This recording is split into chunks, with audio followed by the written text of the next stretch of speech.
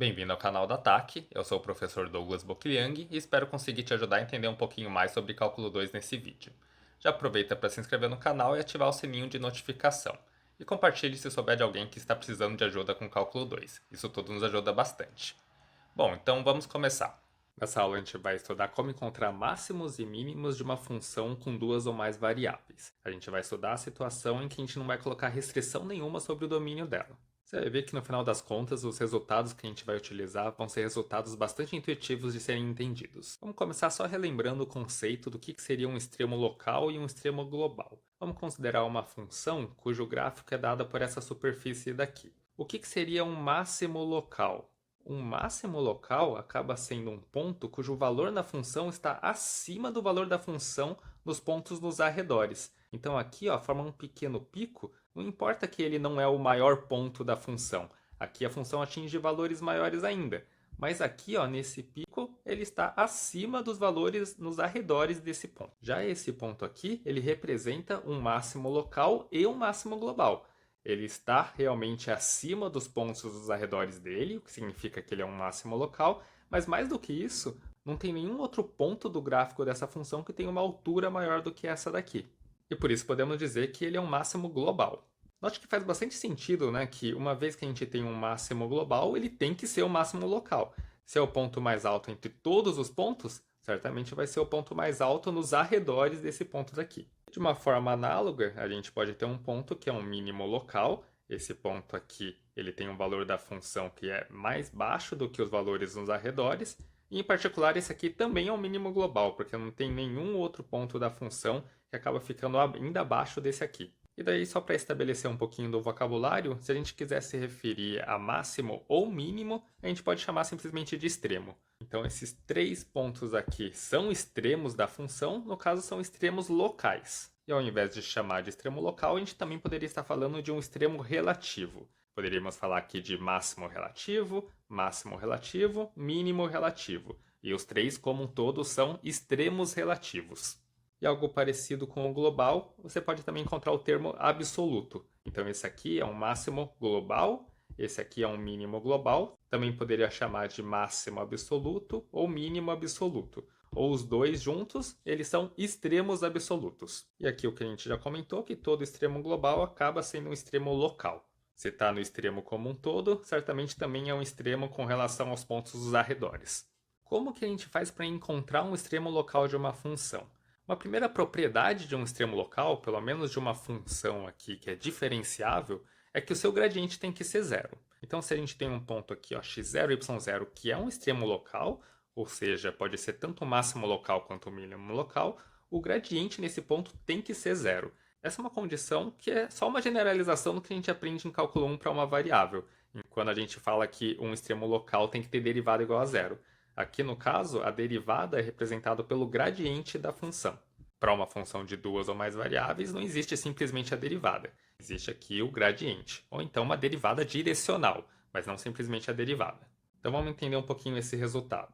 Olha aqui, nessa figura estamos representando três extremos locais. Por que o gradiente nesses extremos locais deve ser igual a zero? Lembre-se que o gradiente da função em um certo ponto nada mais é do que um vetor com as derivadas parciais como componente. O que aconteceria se um desses componentes aqui fossem diferentes de zero?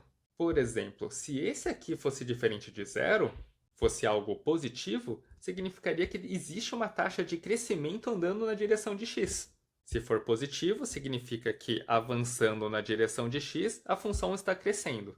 E se isso aqui fosse negativo? Significa que, a partir do ponto, se a gente andar na direção de diminuir o x, a gente estaria fazendo a função crescer.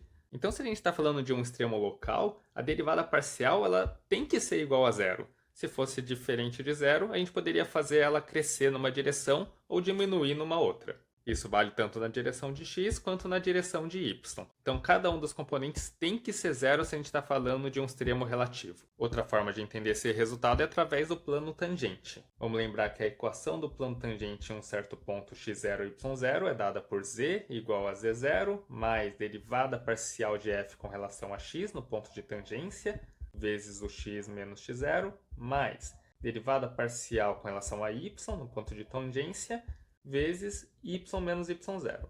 Veja que nos extremos aqui locais da função, o plano tangente tem que ser horizontal. Aqui, por exemplo, que é o máximo local, a função ela vai crescendo até chegar no ponto e depois começa a diminuir. Então, o plano tangente tem que ter essa inclinação aqui horizontal. Um plano tangente com inclinação horizontal significa que ele tem a altura z constante. Então, significa que todo esse resto aqui tem que ser igual a zero. E para isso aqui ser zero para qualquer x e y do plano, significa que essas derivadas parciais devem ser zero.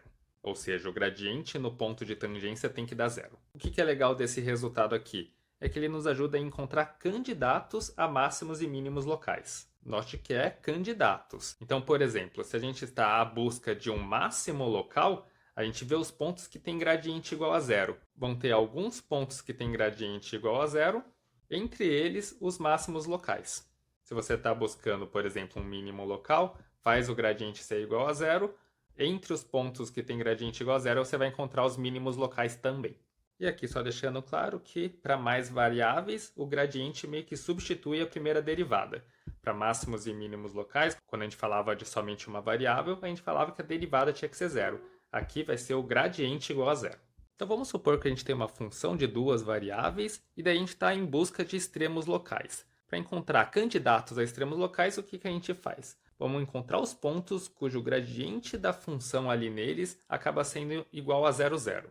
Possivelmente existem vários pontos que satisfazem isso, alguns deles podem ser máximos locais, outros deles podem ser mínimos locais. Então aqui pelo menos a gente já restringiu, não estamos olhando todos os pontos de R2, mas já estamos em busca de extremos locais a partir dos pontos que satisfazem isso aqui. Agora, desses pontos, como saber quais deles são máximos, quais deles são mínimos locais? Daí uma coisa que pode nos ajudar muito é a curvatura da função, ou seja, a concavidade. Se você observar que nesse ponto que tem gradiente igual a zero, a função é côncava, significa certamente que esse tem que ser um ponto de máximo local. Lembrando que função côncava é aquela que se curva para baixo. Então o ponto que tem a derivada nula, aqui no caso o gradiente nulo, vai ser um ponto de máximo. Isso está representado aqui na figura. Ó. Aqui é uma região côncava, aqui é uma região côncava. E é por isso que a gente consegue identificar esses pontos cujo gradiente da função neles é nulo como pontos de máximo local. Se por outro lado esse ponto que tem gradiente nulo fosse uma região em que a função é convexa, ou seja, tem um formato assim de U, daí o ponto com gradiente nulo aqui tem que ser um ponto de mínimo, seria um ponto assim aqui. E é o que está escrito aqui, e como exemplo a gente teria essa situação. Veja que a função é convexa ao redor desse ponto, e daí nos indica que ele tem que ser um mínimo local. E daí uma pergunta natural seria, como verificar se a função é côncava, como verificar se a função é convexa em um certo ponto? A gente tem que utilizar o que a gente aprendeu na aula anterior.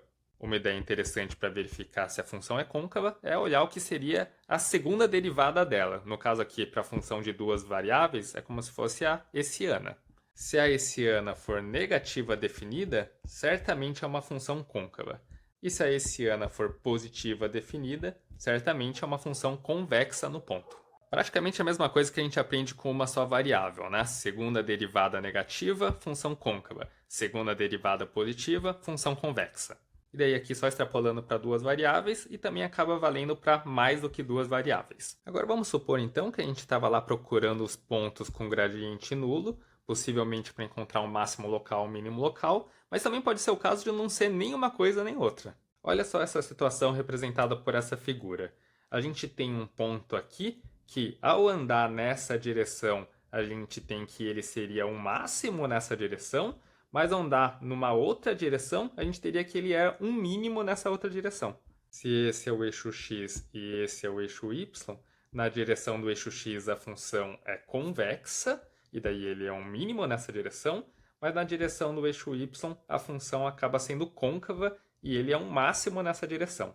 Nesses casos a gente dá um nome para esse ponto aqui, a gente fala que é um ponto de sela. Então o que exatamente é um ponto de sela? É um ponto que tem gradiente nulo, a função é côncava em uma direção e convexa numa outra. Quando esse tipo de coisa acontece, a gente chama de ponto de sela e não é à toa que a gente chama de ponto de sela. Veja que realmente tem um formato de uma sela de cavalo. Você pode imaginar que nessa direção aqui, ó, a do eixo x, é a direção onde fica a cabeça do cavalo e o rabo do cavalo.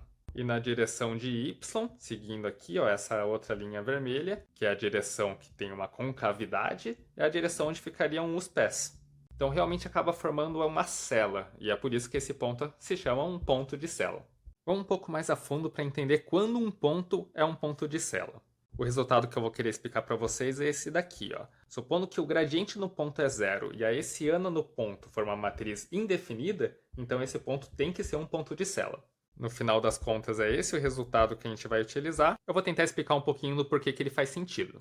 Então pode ficar um pouquinho mais complicado, mas na prática mesmo a gente vai usar o resultado e não utilizar toda a compreensão que eu vou mostrar aqui para vocês. Então tá, vamos supor que a gente tem uma função f e a hessiana dessa função em um certo ponto é uma matriz indefinida. Lembrando que para uma função de duas variáveis, a hessiana vai ser dada como uma matriz 2 por 2. Vamos colocar aqui as derivadas parciais. Xx, fxy, fyx, fyy. Para uma matriz 2 por 2, para ela ser indefinida, significa que o determinante dela vai ser negativo, assim como a gente viu na aula sobre concavidade. E falar que o determinante é menor do que zero, a gente pode fazer a conta desse determinante aqui, esse vezes esse menos esse vezes esse. Então a gente vai ter que fxx vezes fyy menos f de xy ao quadrado tem que ser menor do que zero. Aqui eu não estou colocando o argumento, tá? Só para a notação ficar mais simples, mas é realmente aplicando no nosso ponto de interesse. E eu já estou utilizando que as derivadas cruzadas são iguais também, por isso que eu coloquei fxy ao quadrado. Agora vamos entender o porquê que essa condição aqui, que nada mais é do que falar que a hessiana é uma matriz indefinida, porque que isso aqui faz com que o ponto seja um ponto de cela. Lembrando que ponto de cela significa que é côncava numa direção e convexa na outra. Então, para mostrar como isso aqui implica que o ponto é de cela, vamos atrás da curvatura da função numa certa direção. Para ir atrás da curvatura, vamos atrás então da segunda derivada. Só que aqui a gente precisa calcular derivada direcional, porque a gente está falando de uma função de duas variáveis, a gente pode andar em várias direções diferentes. Então vamos pegar aqui uma direção genérica, dado pelo vetor unitário u igual a AB. Vamos atrás da segunda derivada nessa direção. Para isso, primeiro vamos calcular a derivada de f na direção de u e depois a gente deriva novamente. A derivada direcional vai ser o gradiente de f produto escalar pelo vetor u, então vai ser o fx vezes o primeiro componente do u mais o fy vezes o segundo componente de u. Agora aqui a gente já tem a primeira derivada na direção de u. Para encontrar a segunda, que está relacionada à curvatura da função nessa direção, vamos pegar a primeira derivada e derivar novamente. Eu vou fazer mais rapidamente porque é algo que a gente já fez aqui na aula anterior sobre concavidade. Então vamos calcular a segunda derivada. Eu vou parar de escrever no ponto xy, tá? Só para a notação ficar mais leve. Então aqui a gente vai estar simplesmente pegando a primeira derivada, o gradiente dela. Então del f del u. E fazendo um produto escalar por u. Vamos começar então aqui ó, com o gradiente. O primeiro componente desse gradiente é a derivada parcial disso aqui com relação a x. Então vamos derivar aqui com relação a x. Vai ficar fxx vezes a mais fyx vezes b. Como é um produto escalar, a gente pega o primeiro componente desse, que é esse, e multiplica pelo primeiro componente desse, que é o a. Então vamos pôr o a aqui. Mais, agora a gente pega o segundo componente desse, que é pegar essa derivada daqui e derivar com relação a y. Derivando isso aqui com relação a y, a gente vai ficar com fxy a mais fyb. E daí esse segundo componente do vetor gradiente, a gente multiplica pelo segundo componente do u, que é o b. Então vamos colocar o bzinho aqui. A gente pode fazer a distributiva, então aqui fica a quadrado, aqui fica ab, aqui fica ab e aqui fica b quadrado. Podemos juntar daí o fyx com fxy, já que as derivadas cruzadas vamos considerar sendo iguais, considerando que é uma função em que a segunda derivada vai ser contínua. Ou seja, assim como a gente obteve na aula anterior, a gente consegue escrever aqui a segunda derivada na direção de um vetor u como sendo a quadrado fxx mais 2ab fxy mais b quadrado fyy. Novamente, só para deixar bem claro, na aula anterior sobre concavidade a gente viu isso aqui com um pouquinho mais de calma. Agora vamos analisar os possíveis valores para essa segunda derivada direcional, a depender de qual direção que a gente está indo, ou seja, a depender do valor a e a depender do valor b. Para fazer essa análise, primeiro vamos fixar um certo valor b. Vamos colocar aqui um b diferente de zero. Depois vocês vão entender um pouquinho melhor do porquê esse b diferente de zero. Então, dado um b diferente de zero, vamos ver como essa segunda derivada está se comportando à medida que a gente mexe no a. Então, vamos considerar aqui que desse valor da segunda derivada é o a que a gente vai mexer e daí entender o que está acontecendo com ela. Entendendo a variável disso aqui como sendo o valor a, aqui a gente tem uma função do segundo grau. Vamos ver as raízes dessa função do segundo grau, ou seja, vamos ver quando que isso aqui é igual a zero. Para isso a gente pode usar Bhaskara. E para usar Bhaskara, vamos atrás do valor de delta. O delta vai ser b ao quadrado, lembrando que o b do delta, na verdade, é o que está multiplicando aqui o termo do primeiro grau, ou seja, vamos pegar esse 2bfxy, ela vai isso ao quadrado, vamos por aqui, e daí vamos fazer menos 4ac. O a da fórmula de Bhaskara é o que está multiplicando o termo do segundo grau, ou seja, esse fxx. Então vamos por aqui, fxx, vezes o c da fórmula de Bhaskara, que é o termo independente, b quadrado fy. Veja que aqui a gente tem 2b elevado ao quadrado, dá 4b quadrado. Aqui a gente também tem o 4b quadrado. Então, para esse delta, vamos colocar o 4b quadrado, e daí a gente vai ter em evidência que ele vai restar o fxy quadrado menos fxx vezes fy. Só que se a gente está falando que a esse ano é uma matriz indefinida, a gente chegou que o determinante dela tinha que ser negativo, o que significa que essa condição aqui tem que valer. fxx fy menos fxy ao quadrado é o oposto do que está escrito aqui.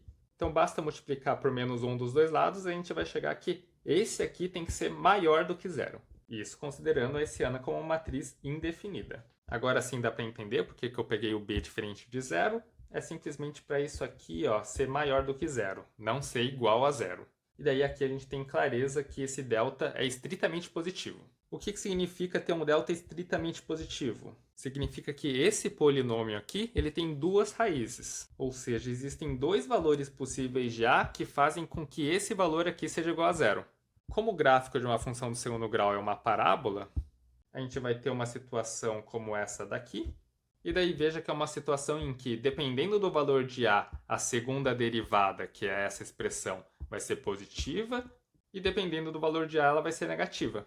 Esse é o caso aqui da parábola ter uma concavidade para cima, ou seja, o fxx ser positivo. Uma outra possibilidade seria essa parábola aqui ser voltada para baixo. Mas seria análogo, tá? Mas seria uma parábola assim, quando o fxx for negativo. Mas o que importa aqui é perceber que o valor dessa parábola, ou seja, o valor dessa segunda derivada, vai depender do valor de a.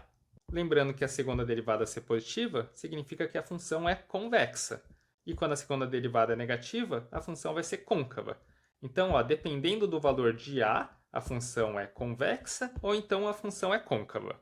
Ao mudar os valores de a, o que a gente está fazendo é andando em direções diferentes. Então, dependendo da direção que a gente está andando, a função é convexa. Dependendo da direção que estamos andando, a função é côncava. E isso é justamente o que acontece em um ponto de sela. Então, veja só. A hessiana ser uma matriz indefinida significa que a função ela é côncava numa direção e convexa na outra. E daí, se a gente adicionar aqui que o gradiente no ponto é o vetor nulo, significa que esse ponto tem que ser um ponto de sela, que é côncavo numa direção e convexa na outra. Então isso aqui imagino que tenha ficado um pouquinho mais complicado, mas na prática, para encontrar ponto de sela, o que você tem que fazer? Encontrar aqui, ver que o gradiente no ponto tem que ser zero, e daí verificar se a hessiana no ponto é uma matriz indefinida. No caso aqui, para duas variáveis, basta ver se o determinante da hessiana no ponto é negativo. E como de costume, acaba valendo para 3 ou mais variáveis também.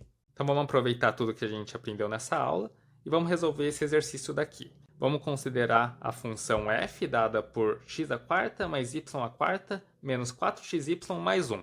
Vamos atrás dos seus pontos críticos e vamos classificar eles. Classificar como máximo local, mínimo local ou ponto de sela. Só colocando aqui que um ponto crítico é o ponto que tem derivada igual a nula. Aqui no caso, que tem o gradiente igual a zero. Então vamos começar indo atrás dos pontos críticos e depois a gente classifica eles. Pontos críticos, derivada igual a zero. Então vamos começar com a derivada parcial com relação a x. Derivando isso aqui com relação a x, derivada do x² vai ser 4x ao cubo, derivada do y é zero, a derivada disso aqui com relação a x vai ficar então menos 4y, e a derivada do 1 é 0. A gente vai fazer essa derivada parcial ser igual a 0 para que seja um ponto crítico. E vamos fazer a mesma coisa para a derivada parcial com relação a y. Derivada do x à quarta é 0, derivada do y à quarta com relação a y vai ficar 4y ao cubo, menos derivada disso aqui com relação a y vai sobrar o menos 4x, então. E a derivada do 1 é 0. A gente vai fazer essa derivada parcial ser nula também. Veja que a gente tem duas variáveis, temos duas equações, a gente pode encontrar os valores dessas variáveis que satisfazem as duas equações. A gente tem um sistema. Vamos simplificar aqui um pouquinho. Dessa primeira equação a gente pode jogar aqui esse menos para o outro lado. Vai ficar 4x ao cubo igual a 4y. O 4 cancela, x ao cubo igual a y. E a gente pode fazer a mesma coisa aqui. A gente vai chegar aqui y ao cubo igual a x. Agora tem mais de um jeito de resolver. Vamos pegar a primeira. A primeira já está falando que y é igual a x ao cubo. Vamos substituir aqui na segunda, daí a gente vai ficar numa equação só em x. Então, substituindo aqui o y por x ao cubo, vai ficar x ao cubo. Ou seja, vai ficar x à nona igual a x. Só um pequeno cuidado. Não podemos simplesmente cancelar esse 9 com o 1 aqui do x elevado a 1, tá?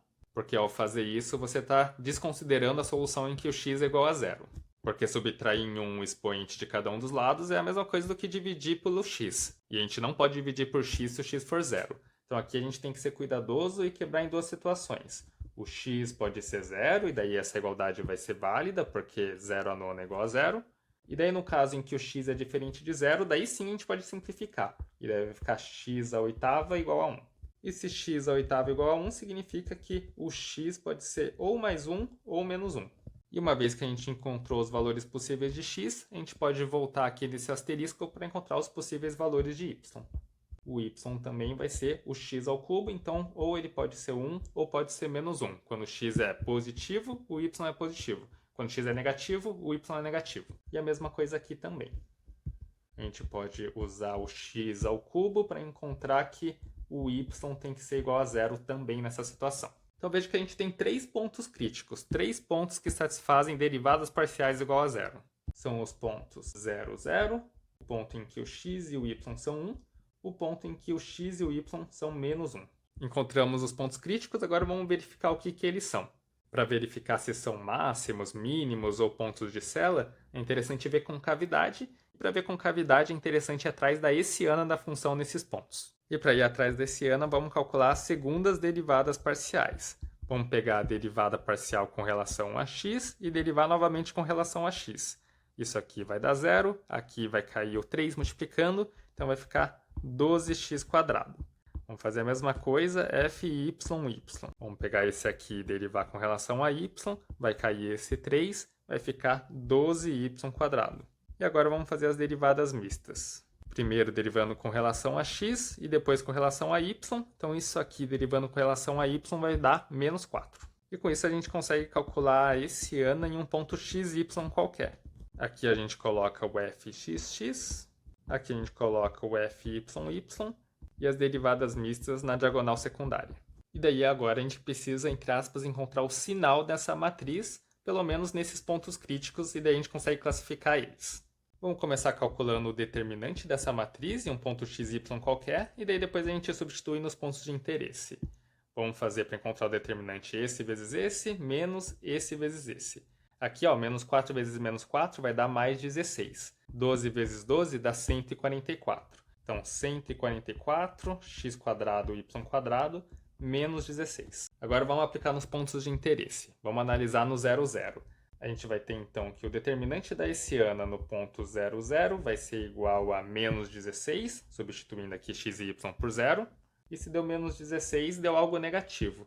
E sempre que der menor do que 0, a gente vai ter que a hessiana vai ser indefinida. E assim como a gente viu, um ponto crítico que tem hessiana indefinida vai ser um ponto de Sela. Agora vamos analisar o ponto 1, 1. Vamos calcular o determinante da hessiana no ponto 1, 1. Basta substituir o x e o y por 1. Vai ficar 144 menos 16. Isso vai dar 128. O 128 em si não importa muito, o que importa é que ele é positivo. Se o determinante desse ano deu positivo, a gente precisa analisar aqui, ó, o primeiro menor principal, ou seja, o fxx. E isso aqui, no ponto 1, 1, vai ser 12x², 12 vezes 1² vai dar 12, que é maior do que 0. Como deu maior do que zero, a gente sabe que a hessiana no ponto 1 vai ser positiva definida. E se é positiva definida, a função ela é convexa nesse ponto, significa que esse ponto aqui é um ponto mínimo local. E agora vamos analisar nesse ponto aqui, menos 1, menos 1. Determinante da hessiana nesse ponto, o resultado também vai dar 128, que é maior do que zero. Significa que a gente precisa olhar o primeiro menor principal, o fxx, no ponto menos 1, menos 1. Como está o quadrado aqui, vai acabar dando o mesmo resultado, vai dar 12, que é maior do que zero. Então, a hessiana no ponto menos 1 vai ser positiva definida, o que significa que a função é convexa no ponto, então a gente também está falando de um mínimo local. Então, conseguimos classificar o último ponto crítico também como mínimo local. A gente já viu, então, a relação de concavidade com o extremo local. Agora vamos ver uma situação interessante para encontrar extremos globais. Vamos considerar aqui novamente uma função de duas variáveis, um ponto x0 e y0, tal que o gradiente nesse ponto vai ser igual a zero. Se a gente tem que a função é côncava, então certamente a função tem que estar atingindo um máximo global nesse ponto x0 e y0. Então note que eu estou falando de uma característica global da função, não local. Estamos falando que o x0 e y0 é o máximo global e que a função f é côncava e ponto. Não estou falando côncava em x0 e y0. Não, a função f é côncava. O que significa a função f ser côncava? Significa que em todos os pontos ela é côncava, não somente no ponto x0 e y0. Então é diferente do resultado local que a gente tinha visto antes. A gente estava verificando concavidade da função somente em cima do ponto x0 e y0. Aqui, a gente só está falando que a função f é côncava e falar isso significa que ela é côncava em todos os pontos do seu domínio. Então a gente está falando de uma situação mais ou menos assim, a curvatura em todo o seu domínio é para baixo. E daí certamente o ponto que tem o gradiente igual a zero, esse aqui que tem um plano tangente que é horizontal, certamente esse tem que ser um máximo global. É lógico que ele também é um máximo local, porque máximo global acaba sendo local também, mas é mais forte do que isso. Se eu sei uma característica aqui de toda a função, ela está sempre se curvando para baixo, não tem como nem lá na frente, nem em um outro ponto mais distante estar acima desse aqui. E de uma forma análoga, se eu sei que a função é convexa, e falar que a função é convexa sem especificar o ponto significa que ela na verdade é convexa em todos os pontos, então daí nessa situação, um ponto crítico, um ponto de derivada igual a zero, significa que a gente tem um mínimo global, que é a situação que está representada nessa figura. A gente tem esse ponto aqui, um ponto que tem plano tangente horizontal, ou seja, gradiente igual a zero. Como a função é inteira convexa, está sempre se curvando para cima, esse aqui tem que ser um mínimo global. E como sempre, esse resultado vale para mais variáveis também. Vamos ver aqui como utilizar esse resultado. Vamos atrás de encontrar o extremo absoluto dessa função e dizer se ele vai ser um máximo global ou então um mínimo global. Vamos começar analisando se essa é uma função convexa ou se é uma função côncava, ou nenhuma coisa nem outra. Então, para isso, vamos atrás da hessiana, a segunda derivada, porque ela nos indica um pouco sobre concavidade. Para ir atrás da hessiana, primeiro vamos calcular as primeiras derivadas. Derivada com relação a x vai dar 6x, derivada parcial com relação a y vai dar 2y. E agora vamos calcular as segundas derivadas parciais. Derivando duas vezes com relação a x, a gente vai ter a derivada desse com relação a x, que vai dar 6. Vamos calcular a segunda derivada com relação a y. A derivada do 2y com relação a y vai dar 2. E daí as derivadas cruzadas, derivando com relação a x primeiro e depois com relação a y, derivando isso aqui com relação a y vai dar 0. O que significa que a hessiana em um ponto x e y qualquer, ela é composta por 6, 2, 0 e 0. Podemos ir atrás de calcular o determinante dessa hessiana em um ponto x e y qualquer. Vai ser 6 vezes 2, 12, menos 0. Então vai dar 12. 12 é positivo. Como deu positivo, eu sei que ela não é indefinida. Então eu preciso ir atrás do primeiro menor principal, ou seja, o fxx. O fxx em um ponto xy qualquer, isso aqui vai ser igual a 6, e isso é positivo. Essas duas condições implicam que a hessiana acaba sendo uma matriz positiva definida. Veja que a hessiana é positiva definida independente do ponto xy. Olha aqui, essa matriz, na verdade, ela nem depende de x e de y, né? Então, em qualquer ponto que a gente calcular a hessiana, vai dar exatamente a mesma coisa, vai dar sempre uma matriz positiva definida. E quando a hessiana é positiva definida em um certo ponto, a gente sabe que a função vai ser convexa nesse ponto.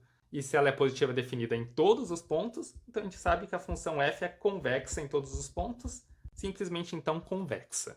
Então a gente está falando de uma situação em que a função está se curvando para cima.